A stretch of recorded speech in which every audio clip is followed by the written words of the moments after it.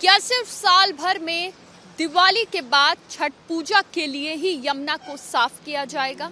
क्या सिर्फ पूरे साल में जो दिशा निर्देश हैं वो सिर्फ छठ पूजा और छठ घाट को लेकर ही दिए जाएंगे, क्योंकि बाकी पूरे साल तो यमुना की स्थिति कुछ हाल से बेहाल ही रहती है। अब जब ऐसा त्यौहार है, जब यमुना में लोग आएंगे, घाट के आसपास आएंगे, यमुना नदी में आएंगे, यहाँ डुबकी लगाएंगे, सूर्य को अर्घ देंगे, तो उस वक्त जब ज़्यादातर लोगों का फोकस यमुना पे होता है, उसको लेकर तो तैयारी सरकारों की तरफ से ज़ोर शोर से कर ली जाती है। लेकिन उसके परे क्या?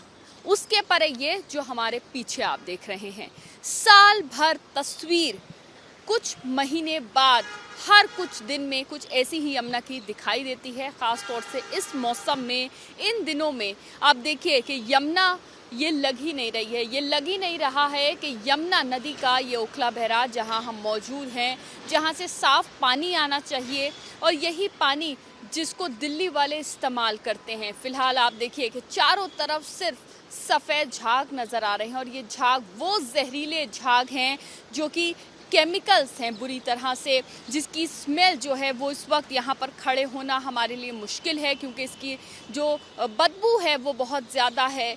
पानी जो है बहुत ज़्यादा ख़राब है। दूर तक जहाँ तक नज़र जा रही है सिर्फ झाग जो हैं वो दिखाई दे रहे हैं, या फिर दूर उस तरफ अगर देखा जाए तो दूर यमुना ओखला बैराज में कालिंदी कुंज बैराज के पास सिर्फ कूड़ा नज़र आ रहा है। तो सोचिए दिल्ली में यमुना का क्या हाल इस वक्त और क्या स्थिति जो है वो नज़र आ रही है।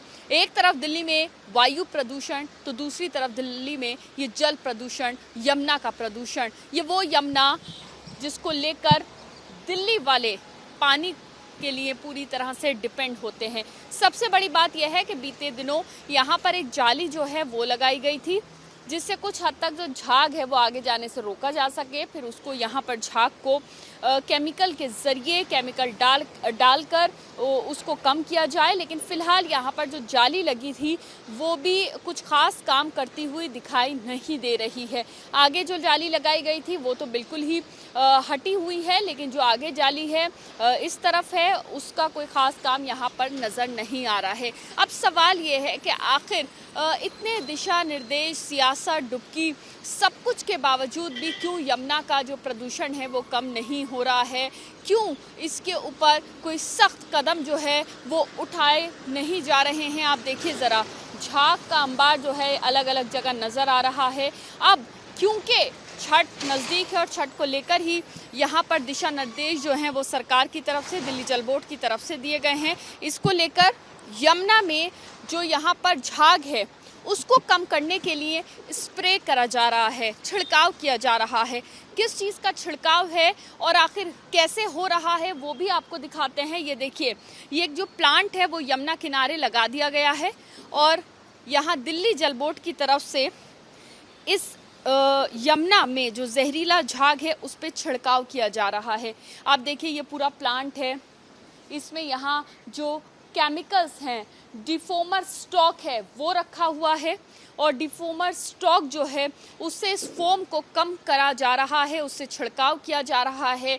और साथ ही साथ जो जानकारी हमें मिली है उस हिसाब से बोट में बैठ के भी दिन में कई बार जो यहाँ लोग काम कर रहे हैं प्लांट में, वो जाते हैं यमुना के बीचों बीच जो झाग है उसको जो है कम करने का प्रयास जो है वो किया जा रहा है। लेकिन फ़िलहाल जितने भी प्रयास हैं वो कुछ अभी तक ख़ास सफल होते हुए दिखाई नहीं दे रहे हैं।